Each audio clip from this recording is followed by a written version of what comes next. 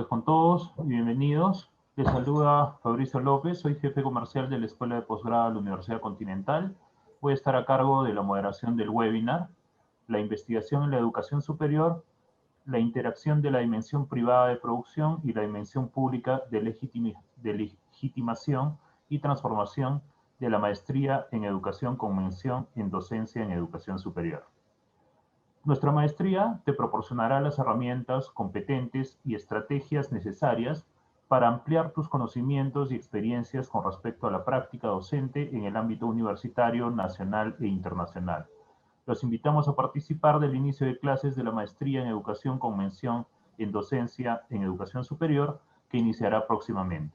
Saludamos también a todas las personas conectadas en vivo vía Zoom y por la cuenta de Facebook de la Escuela de Posgrado. Sabemos que su aprendizaje es importante y por ello los invitamos a unirse a nuestro grupo de WhatsApp, donde podrán acceder a artículos, tips del docente y descuentos exclusivos relacionados al programa. Les recuerdo que podrán acceder a la constancia de participación de este webinar respondiendo una breve encuesta al finalizar.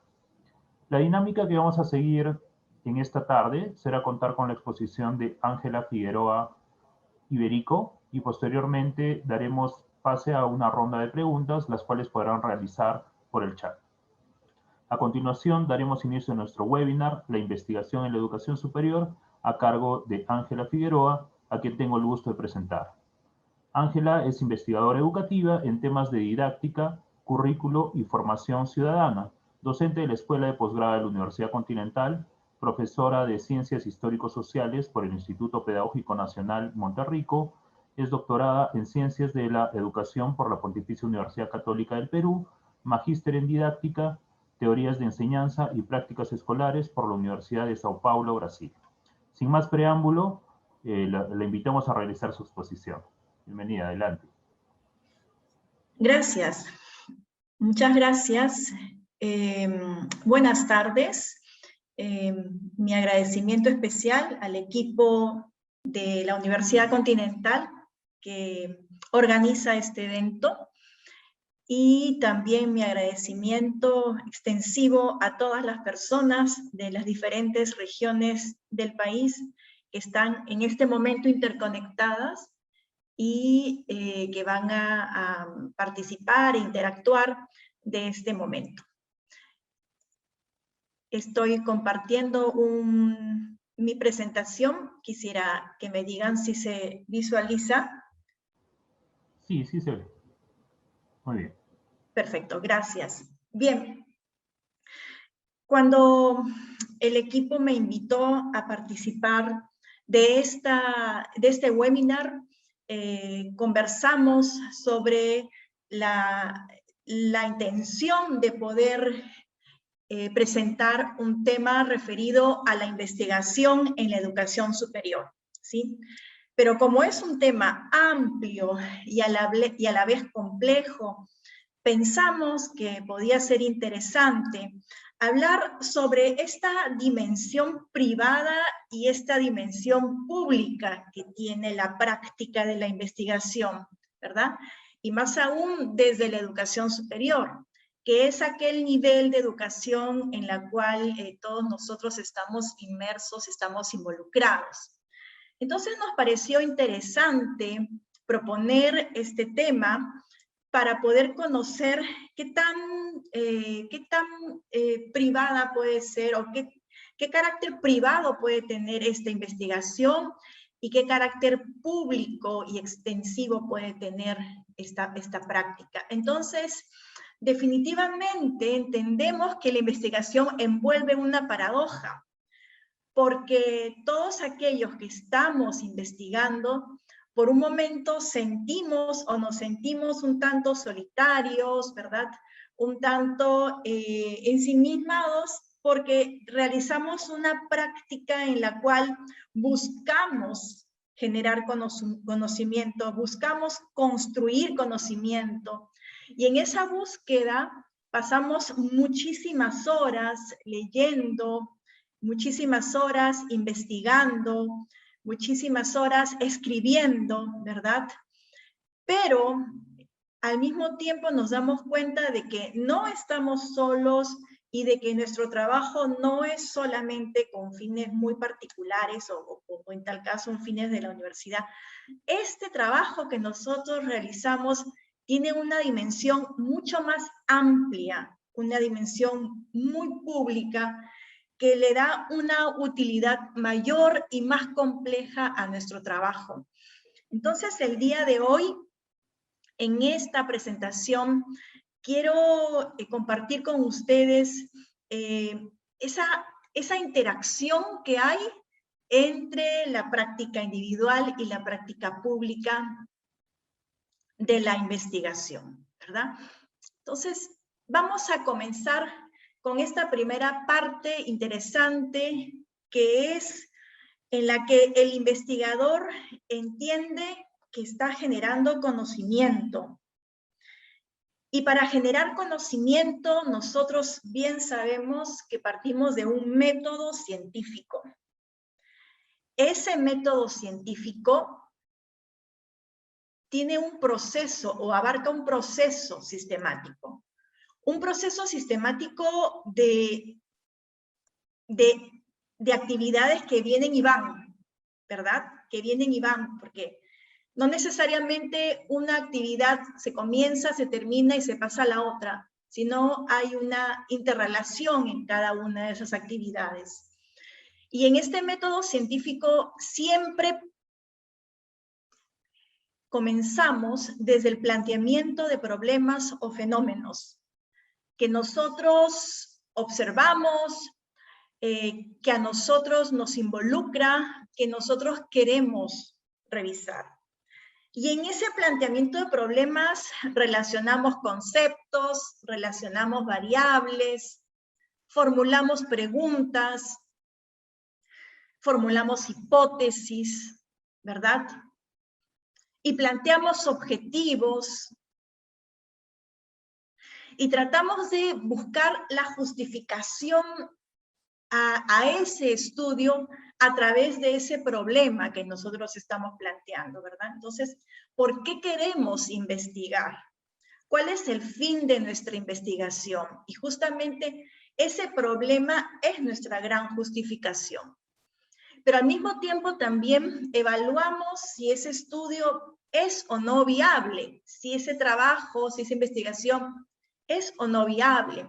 Viable en el sentido es que si contamos con la financiación necesaria, si el contexto en el cual vamos a investigar es un contexto cercano, es un contexto próximo, es un contexto al que podemos llegar, si contamos o no con participantes que puedan estar involucrados también en nuestro trabajo, ¿verdad?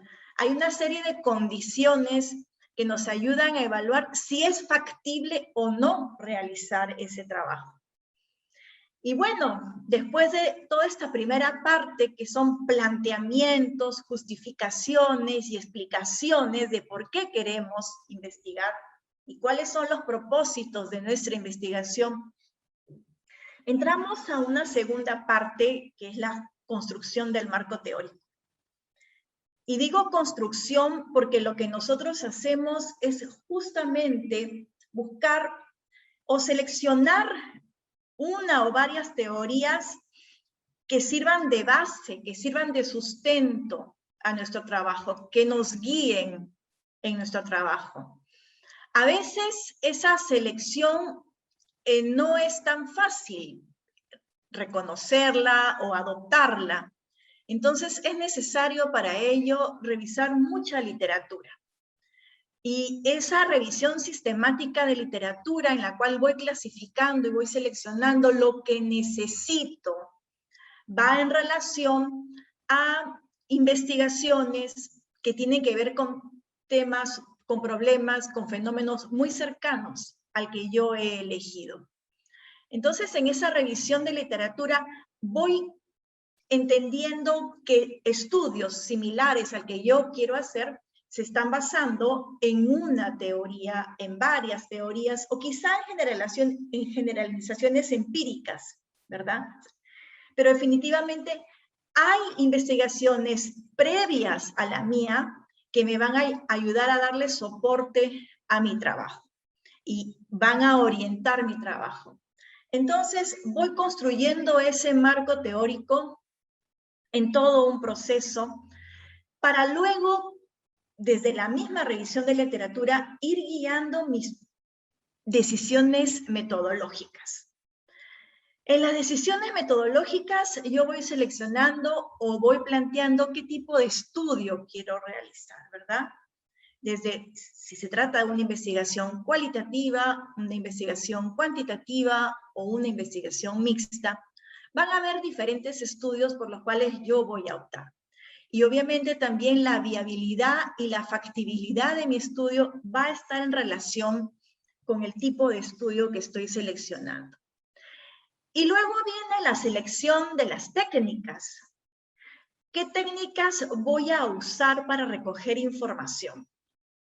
¿Verdad? Entonces, es importante usar varias técnicas porque hay un criterio de calidad que es la triangulación de la información. Triangular la información es recoger la información, pero desde diferentes técnicas para darle mayor consistencia al trabajo. Y voy seleccionando la muestra.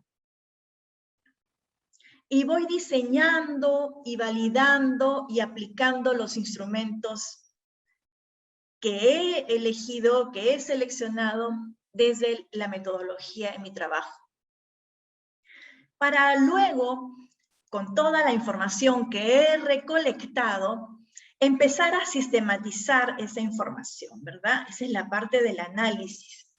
Sistematizar esa información a través de categorías, variables, dimensiones, todo ello tiene que ver con el tipo de estudio que he elegido y a través de la discusión pueda yo interpretar esa información que yo he seleccionado a la luz de la teoría o de las teorías que también elegí. Entonces, ahí hay un diálogo interesante entre lo que me dice la teoría, lo que yo encontré en el recojo de información, en el trabajo de campo, y la interpretación que pueda dar sobre esa recolección de información. Entonces, luego viene la discusión, luego vienen las conclusiones. Interesante porque en las conclusiones yo puedo hablar sobre los aportes de mi trabajo, puedo hablar sobre las limitaciones que tuve en mi trabajo y también sobre posibles sugerencias para próximas investigaciones. Entonces, todo ese proceso sistemático de diferentes actividades que yo he realizado para hacer investigación, definitivamente crean conocimiento, ¿verdad?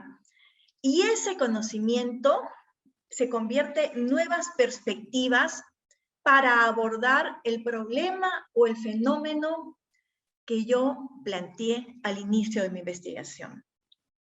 Entonces acá estamos hablando de una contribución muy interesante de la investigación a través de la generación de conocimiento. Esta parte importante definitivamente pues la he realizado en mucho tiempo, he invertido tiempo, he invertido energías, he invertido dinero y definitivamente he trabajado durante un largo proceso. Probablemente en esta parte que estoy planteando acá, diríamos que, bueno, lo hice sola, o me sentí sola en muchos momentos, ¿verdad? Entonces es una cuestión muy privada de mi trabajo. Pero no es así. Este trabajo tuvo muchos momentos de interacción. Y obviamente estos momentos de interacción podríamos llamarle o denominarle como la cooperación o la interdisciplinariedad en la investigación, que también está totalmente relacionada con el método científico y con ese proceso sistemático que acabamos de abordar hace unos instantes.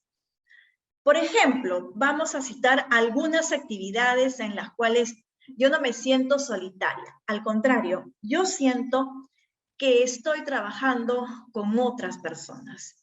Por ejemplo, en la validación de pares.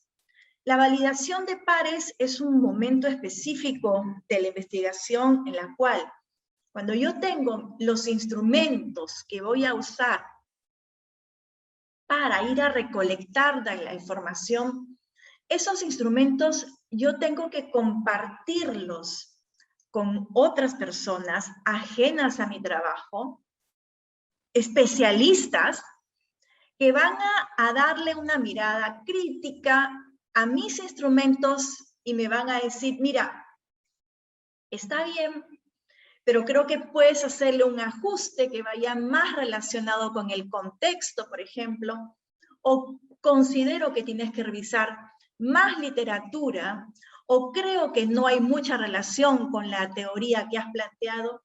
Es decir, hay una serie de observaciones que me pueden dar esos especialistas y que van a ayudar a ajustar mi trabajo, a ajustar mis técnicas de recojo de información antes de que yo las aplique, antes que realice el trabajo de campo. Entonces, ya allí no me siento sola, ahí yo siento que estoy acudiendo a otras personas porque la mirada de otros especialistas con experiencia en el tema y con experiencia en la práctica, para mí son sumamente importantes.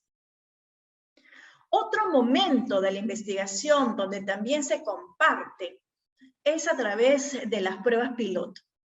Las pruebas piloto también en referencia a las técnicas que yo voy a aplicar es justamente una práctica en la cual se estudia en menor escala aspectos de factibilidad o de viabilidad para evaluar la metodología que estoy usando.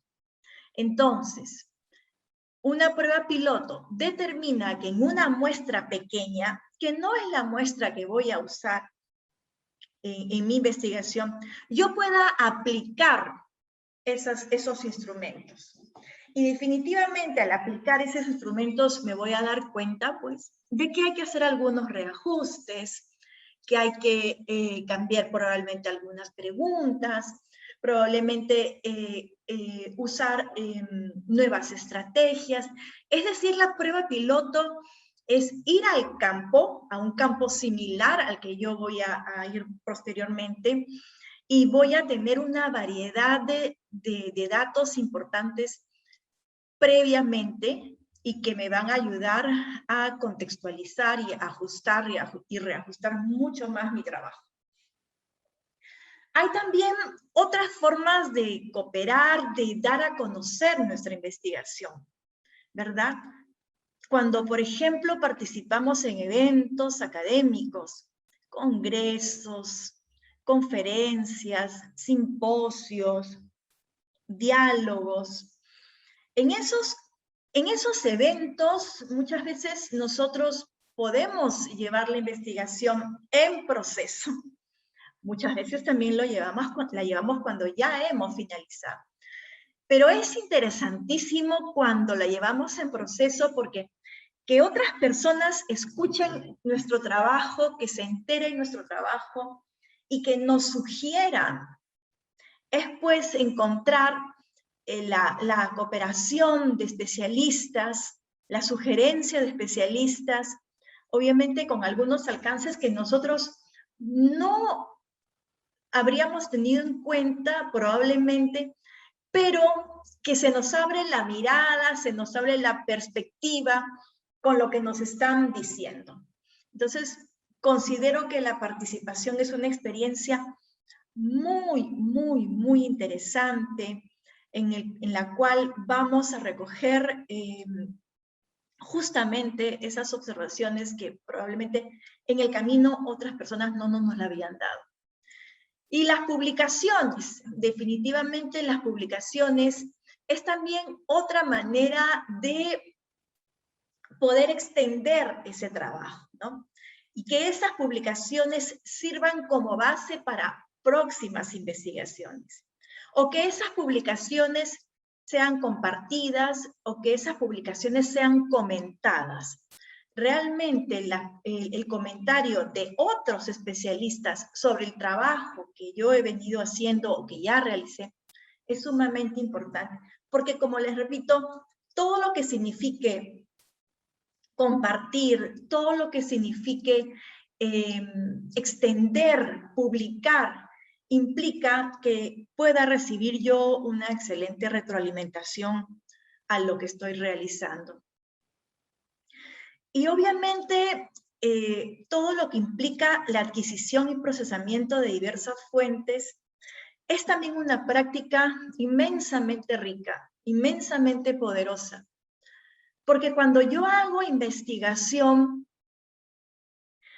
si bien es cierto, parto de un tema referido a una disciplina, normalmente la investigación me lleva a conocer o a leer o a citar fuentes de otras disciplinas. ¿Por qué? Porque hay una tendencia, y esta tendencia viene ya hace varios años, de que las prácticas de investigación han quebrado, han roto las fronteras de las disciplinas. Y por el contrario, son las diferentes disciplinas las que aportan conocimiento a lo que yo estoy haciendo. Entonces, cuando hacemos un análisis o una sistematización de fuentes, nos damos cuenta que muchas veces estamos revisando trabajos de otras disciplinas que nos abren también la perspectiva. Y finalmente sabemos que el abordaje de problemas del mundo desde diferentes perspectivas lo hace no solamente más global, sino mucho más holístico. Y acá cito a Edgar Morin, un importante, un destacado filósofo, cuando dice que es beneficioso abordar al hombre desde varias perspectivas, varias disciplinas, varios puntos de vista, ¿verdad? Por lo tanto, la interdisciplinariedad no se presenta ya como una opción, sino se presenta como una necesidad. Y en esa interdisciplinariedad y en esa cooperación, definitivamente hay una integración de saberes. Y al haber una integración de saberes, lo que nosotros estamos logrando es una nueva mirada epistemológica al conocimiento, lo cual se convierte en una forma o una gran contribución de nuestro trabajo. Entonces, con esta segunda parte, con esta dimensión de la cooperación y la interdisciplinaridad, yo me doy cuenta de que no estoy sola en mi trabajo. Al contrario, he entrado a una dimensión pública cada vez más grande, cada vez más atrayente y beneficiosa para lo que estoy haciendo.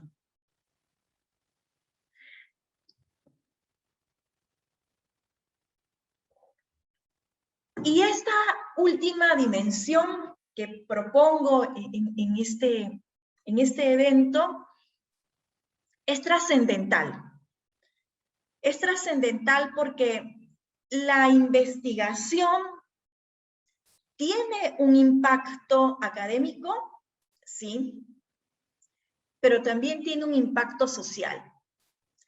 Y ese impacto social, que es la trascendencia del trabajo, es el que le da un carácter útil a la investigación, porque definitivamente contribuye de manera directa o de manera indirecta a comprender y sobre todo a resolver problemas que afectan la calidad de vida de las personas.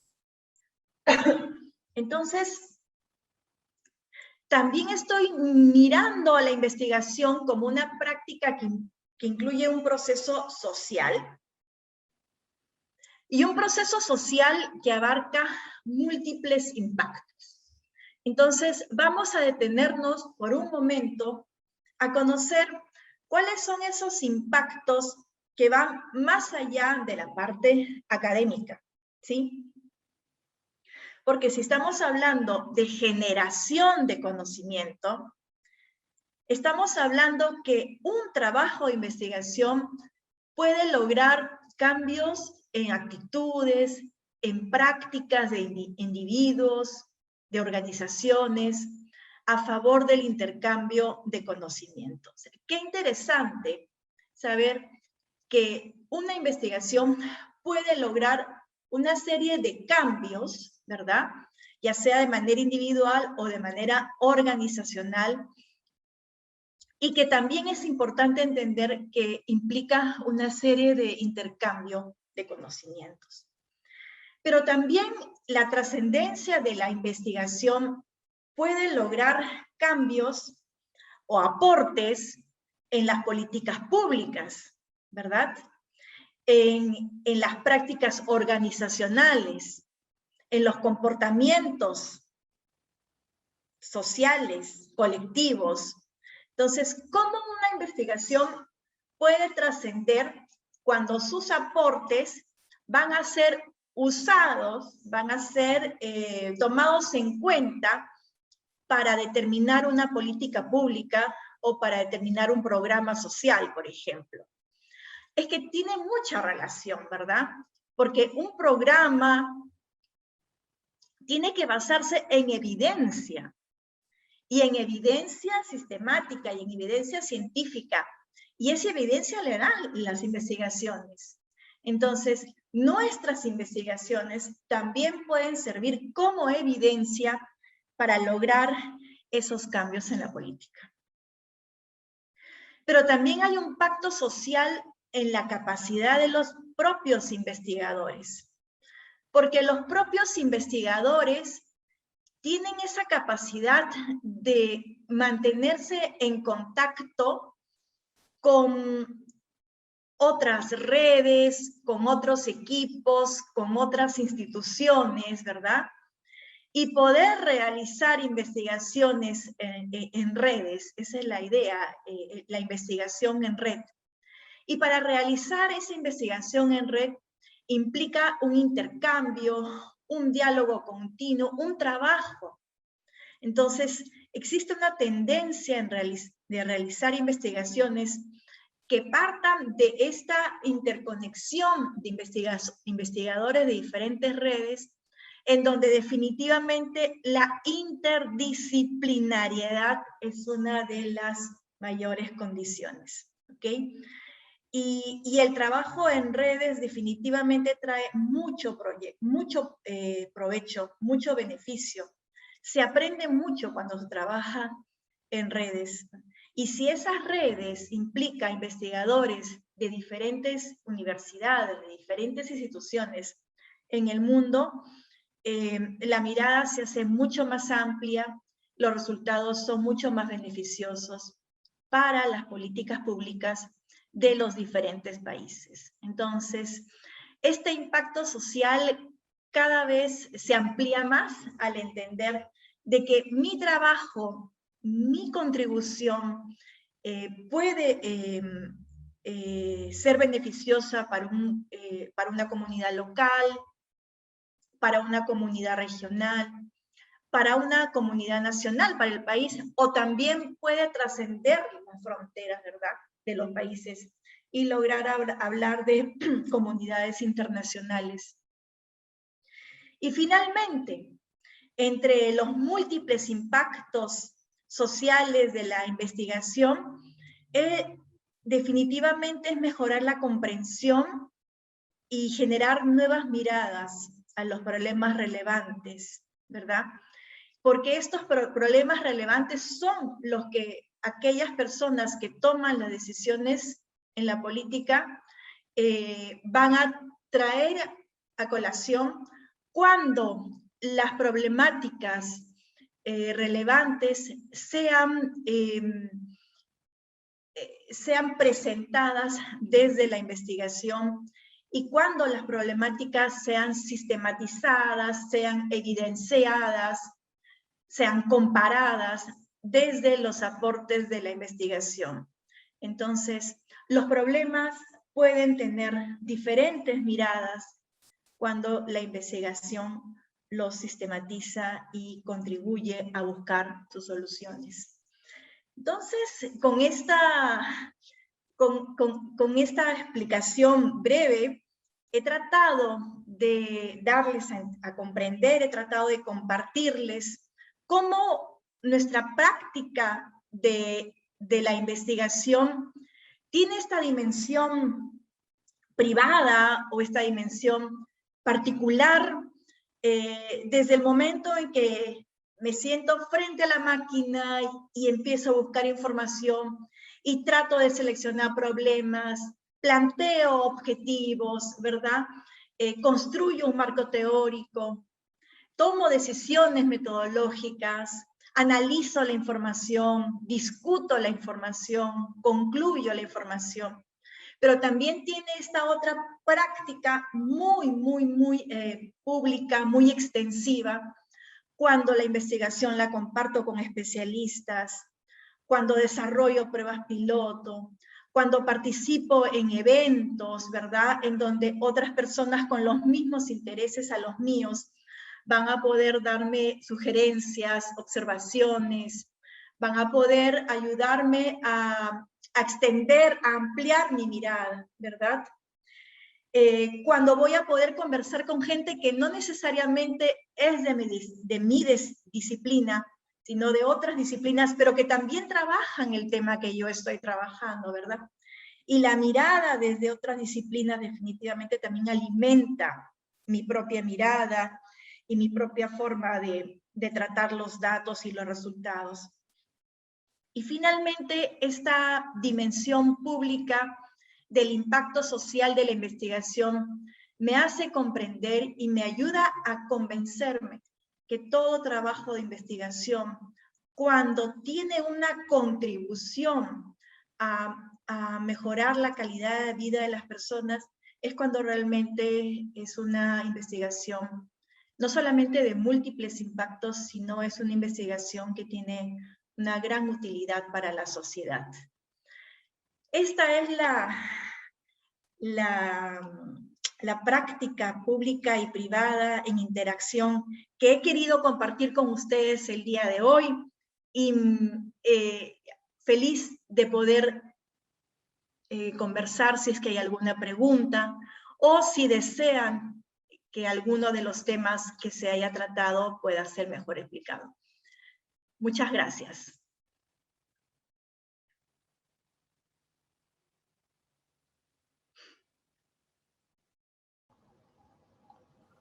Muchas gracias, profesora, por su contribución a este importante tema. Bueno, a continuación vamos a pasar a la ronda de preguntas. De igual forma, invitamos a los participantes a realizar sus consultas por escrito mediante el chat. Ya tenemos algunas. Vamos a ir formulando las que ya nos han hecho. A ver, empecemos, por favor. A ver, consulta junior. ¿Qué tipo de investigación tiene más impacto social? ¿Respondemos cada pregunta o al final? ¿Cuál es la dinámica que usa? Cada pregunta, por favor. Ok, excelente. Es súper interesante la pregunta que realizan.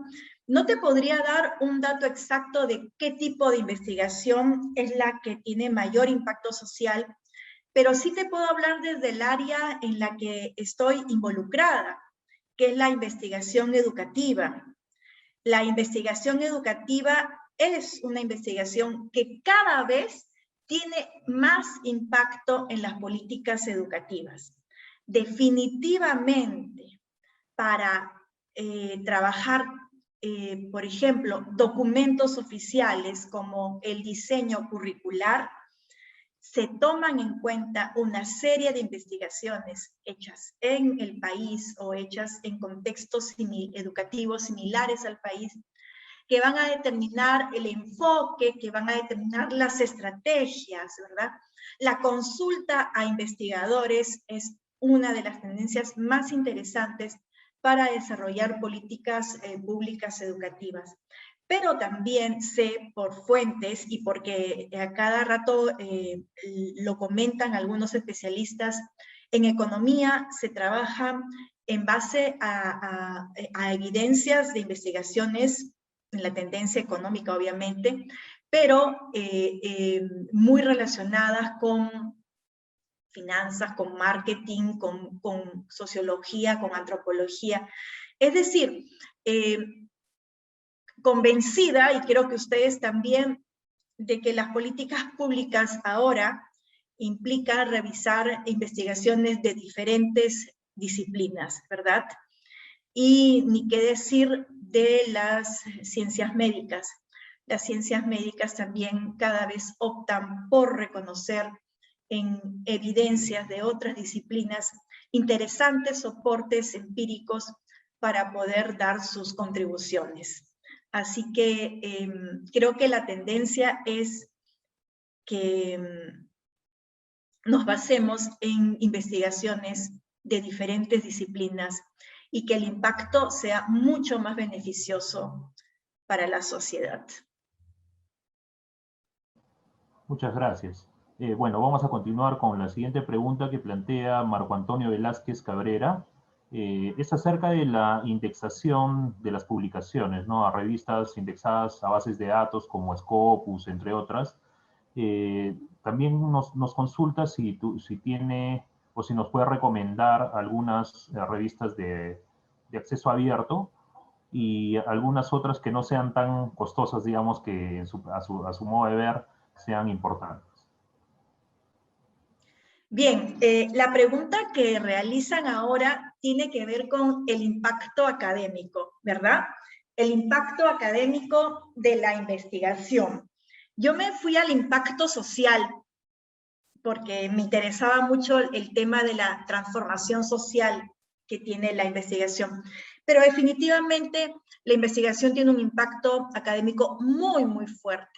Y ese impacto académico se ve reflejado en las publicaciones, ¿verdad?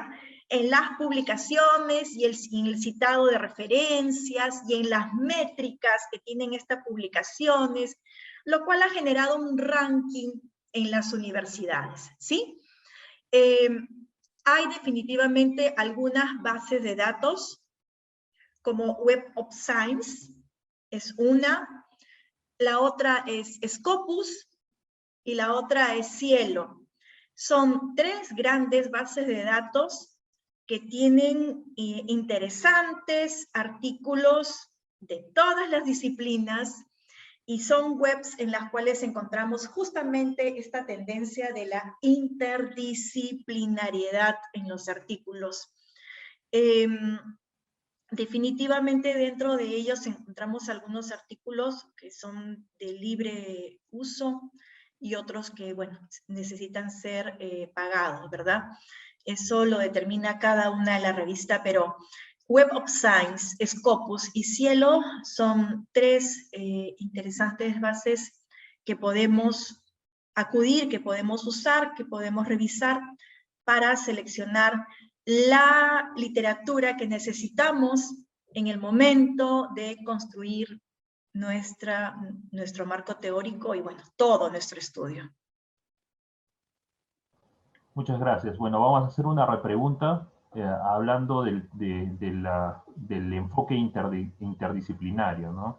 Nos consulta Julio Maceo Figueroa, dice, el enfoque interdisciplinario colabora, el transdisciplinario involucra, si es así, o sea, ¿cuál es la percepción o cuál es lo correcto, ¿no? Sí, definitivamente la palabra acertada es el involucrarse. En la transdisciplinariedad hay un involucramiento de sujetos, pero no solamente de sujetos, refiriéndome a los investigadores. Hay también un involucramiento de metodologías, ¿verdad? De teorías, y esto es interesante, porque de alguna manera hace que nosotros podamos conocer muchas otras estrategias metodológicas o técnicas, ¿verdad? O modelos teóricos o constructos teóricos que nosotros no conocíamos. Y no se trata de que lo adapte a mi trabajo, no, porque cuando yo trabajo con investigadores de otras disciplinas, no es que vamos a adaptar mi estudio a lo que hay, no, es buscarle la practicidad, la utilidad desde la propia esencia del estudio, ¿verdad? Encontrando qué puedo y qué no puedo usar, porque definitivamente hay algunos elementos o algunas condiciones que no se adaptan a mi estudio. Entonces, eso dejo. Pero si hay otras situaciones en las cuales yo puedo decir, ok, esto a mí me sirve, esto yo lo voy a aplicar desde la condición de mi estudio, entonces eso sí es válido, ¿no? Entonces es un involucramiento, repito, de sujetos, de métodos, de constructos, de teorías, de modelos. Es eso. Ok, muchas gracias. Bueno, tenemos bastante actividad en el chat. Voy a tratar de agrupar esta pregunta que desde el punto de vista de las entidades públicas nos consultan, ¿no? Muchas veces las entidades públicas cuando se quiere realizar investigaciones se cierran las puertas. ¿Cómo podríamos contribuir en las políticas públicas o en la gestión pública desde este segmento, ¿no? Es una muy interesante pregunta. Y es cierto que a veces las instituciones públicas realizan sus propias investigaciones y para ello hay un presupuesto de financiamiento para investigar, ¿verdad? Pero la investigación queda en la propia institución, es decir, no se liberan datos, en otras palabras. Y al no liberarse los datos de la institución, es bien difícil poder acceder a ellos. Y por lo tanto, esos datos recolectados que nos podrían servir muchísimo a todos los que hacemos investigación desde la academia, no los podemos usar. Entonces, por una parte, creo que es necesario que las universidades se involucren más con las instituciones. Entonces, los consensos, los acuerdos, los vínculos son los que van a abrir puentes para que las instituciones públicas confíen sus datos a la academia, a la universidad, ¿verdad? Y haya un mutuo beneficio. Primero porque la universidad se beneficia al tener mucha más práctica de investigación, ¿verdad? Y por otro lado, la institución se beneficia porque necesita evidencias y necesita de especialistas y necesita de diferentes miradas y necesita de nuevas técnicas, ¿verdad? Para que pueda triangular su información y para que tenga consistencia toda la información que necesita la institución pública. Entonces, ese puente entre la institución pública y la academia es importante. Pero también esta iniciativa se las comparto porque en alguna vez me ha sucedido cuando se necesitaba información de una institución pública que ya la tenía, que ya la había recolectado, a veces los investigadores solemos presentarnos a las instituciones, ¿no? Avalados por una institución que nos represente. Podemos acreditarnos y acercarnos a la institución a pedir información. Y haciendo pues una serie de trámites y fundamentando por qué necesitamos esa información, en algunas oportunidades se nos ha liberado. Entonces hay que buscar los puentes para llegar, pero claro, lo ideal sería que siempre tengamos a la mano esa información. Gracias por esa pregunta, es sumamente interesante. Sí, excelente pregunta, muchas gracias. Bueno, a ver, vamos a continuar porque tenemos todavía algunas preguntas más. Jessica Coral Bazán nos consulta qué competencias digitales debería tener un docente universitario, una pregunta también de coyuntura. cuál es su punto de vista. Ahí voy a agregar algo, voy a hacer un vínculo. ¿Qué competencias investigativas, digitales, debe tener un profesor o un estudiante de posgrado? Debe tener varias competencias investigativas y digitales al mismo tiempo.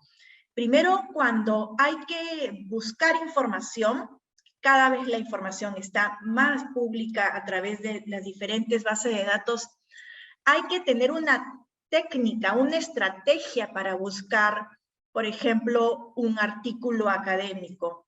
No es tan sencillo como digitar, ¿verdad? En Google, colocar en Google y que me salga lo que me salga. No. Hay que entrar a una base de datos, hay que colocar ciertas palabras, hay que colocar ciertos enlaces, ¿verdad? Y luego hay que seleccionar a través de fechas, a través de temas, a través de tipos de revistas. Entonces, las habilidades uno las va adquiriendo a través de la práctica, es cierto, pero también es cierto que a veces necesitamos ciertas orientaciones para poder poner en práctica estas habilidades investigativas y digitales. Entonces, justamente la maestría se encarga de darnos esta orientación de cómo acceder a un artículo académico, a un artículo de un estudio, de una investigación, que a mí me puede servir en mi trabajo de tesis o en mi investigación. Y por otra parte, como bien dices, la coyuntura hace que nosotros tengamos que ir rompiendo paradigmas e ir entendiendo de que ahora tenemos que hacer investigación a través de la virtualidad, ¿verdad? Y aquí quiero detenerme un ratito para comentarles que yo estoy desarrollando mi tesis doctoral en este momento. Y para desarrollar mi tesis he tenido que hacer entrevistas a profundidad y grupos focales desde la virtualidad, ¿sí? Lo cual nunca pensé hacerlo, porque las técnicas que yo había elegido y los instrumentos que yo había diseñado eran para la presencialidad. Pero nos sorprendió la pandemia. Y mi trabajo no puede quedarse, mi tesis tiene que seguir avanzando. Entonces, todo el trabajo de campo lo he desarrollado desde la virtualidad. Para ello me he tenido que preparar y he tenido que leer justamente cómo desarrollar la entrevista, cómo desarrollar estos grupos focales, usando algunas estrategias que son muy diferentes que la presencialidad. Entonces, he generado o he adquirido nuevas habilidades inclusive, ¿no?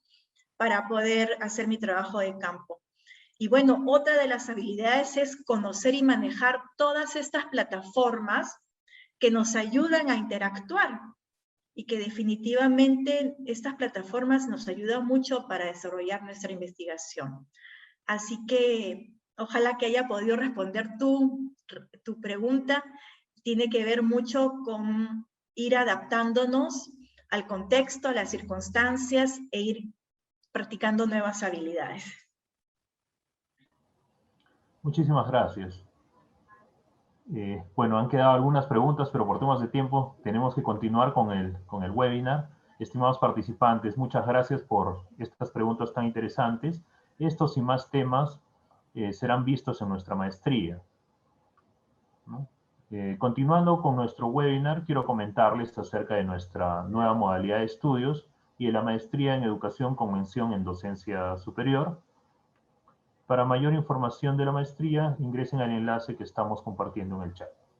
Bueno, nuestra maestría otorga un grado de maestro en educación con mención en docencia superior a nombre de la Escuela de Posgrado de la Universidad Continental, luego de haber concluido los cursos y la sustentación de la tesis.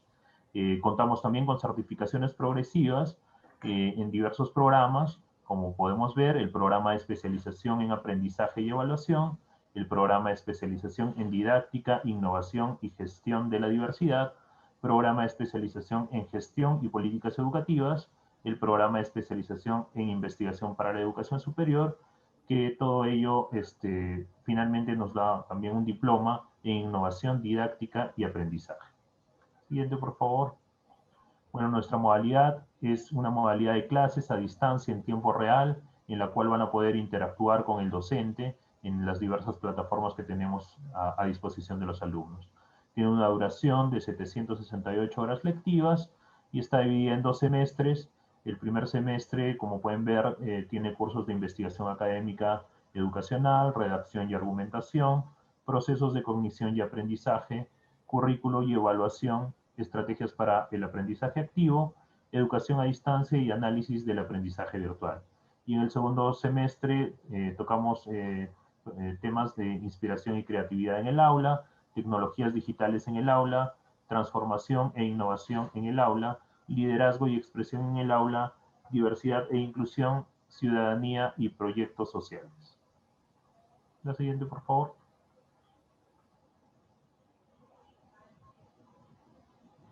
Sí, el tercer semestre, bueno, hablamos acerca de sistemas y políticas educativas, estándares y calidad educativa, marketing educativo, administración educativa, seminario de metodología para la investigación científica educacional. El cuarto semestre, seminario de análisis de datos para la investigación científica educacional, seminario de proyecto de tesis, asesoría de tesis 1 y el seminario de proyecto de tesis, asesoría de tesis 2. La siguiente, por favor. Bueno, nuestra plana docente, encabezada por nuestra ponente del día de hoy, Ángela Figueroa Iberico, como les había comentado, es investigadora en temas de didáctica y currículo, ha sido consultora, capacitadora y tutora en el Ministerio de Educación y está actualmente haciendo su tesis doctoral en Ciencias de la Educación en la Pontificia Universidad Católica.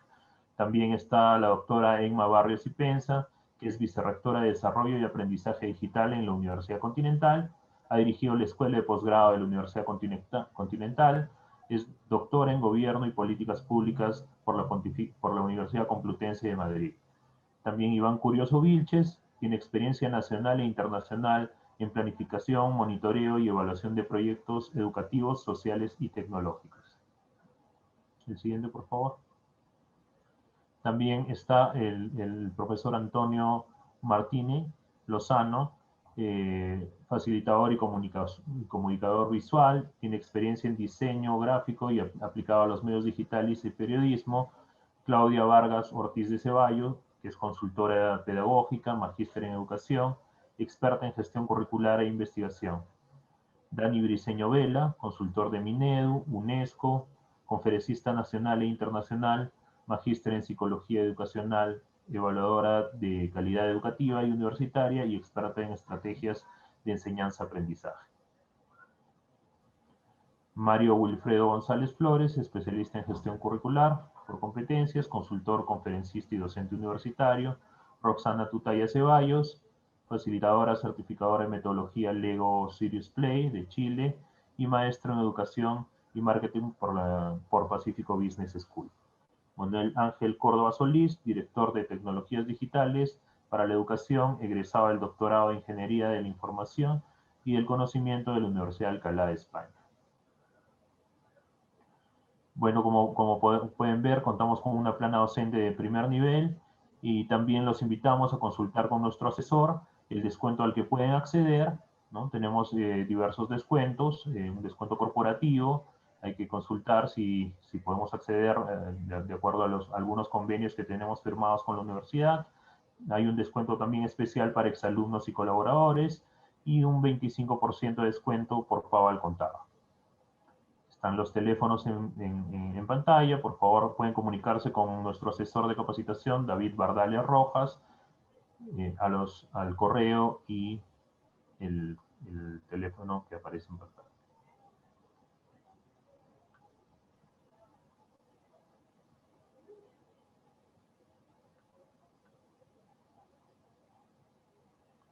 También recordarles que la encuesta estará disponible. Para mayor información de nuestra maestría pueden ingresar al enlace que estamos compartiendo en este momento en el chat. Y recordarles que la encuesta va a estar disponible el día de hoy, ¿no? Vamos a tener una constancia que va a salir con los nombres y apellidos ingresados en la encuesta y van a ser remitidos a sus correos en un plazo de 30 días posteriores a este evento. Asimismo, también los invitamos a ser parte de nuestro grupo de WhatsApp, donde podrán acceder a artículos, a tips del docente y descuentos exclusivos. Estamos compartiendo el enlace en este momento en el chat.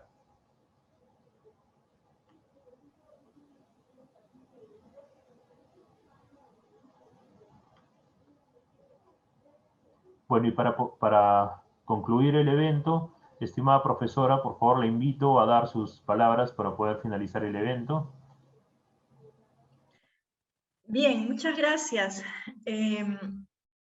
Mientras explicaban algunos detalles importantes de la maestría en educación con mención en docencia en educación superior, entré al chat para leer las preguntas que por cuestiones de tiempo no se han podido compartir y realmente son preguntas muy interesantes, muy interesantes, que refleja el interés también y la motivación que tienen ustedes por querer saber más, por querer enterarse. Pues definitivamente todo el abordaje de la investigación es tratado de manera más específica en la maestría, ¿verdad? Entonces, la maestría es una oportunidad de especialización. Yo lo veo desde ese punto de vista, de especialización. Y como por la experiencia que tengo en la docencia, puedo decirles que nos abre esa mirada hacia lo interdisciplinario y hacia lo intradisciplinario, en el sentido de que compartimos con profesionales de diferentes disciplinas también, ¿no? O sea, todos quieren ser docentes en educación superior, pero su base de formación, su pregrado, no es necesariamente la docencia. Entonces, las sesiones se vuelven en espacios sumamente interesantes, cuando cada profesional comparte su experiencia. Así que, ojalá que la experiencia de ustedes también sea muy enriquecedora, por una cuestión de querer superarse profesionalmente, pero también, viéndolo bien, buscando un beneficio para nuestra sociedad, ¿verdad? Creo que ese es el fin al cual nos proyectamos todos. Muchas gracias por la invitación, muchas gracias por la participación y ojalá hasta una próxima oportunidad. Que les vaya bien a todos. Muchas gracias. Bueno, de esta manera damos por concluido nuestro webinar. Agradecemos la participación de nuestra ponente Ángela Figueroa y a todos ustedes que nos han seguido conectados por este Zoom y por las redes sociales. De parte de la Escuela de Posgrado de la Universidad Continental les agradecemos su participación. Muy buenas tardes, muchas gracias.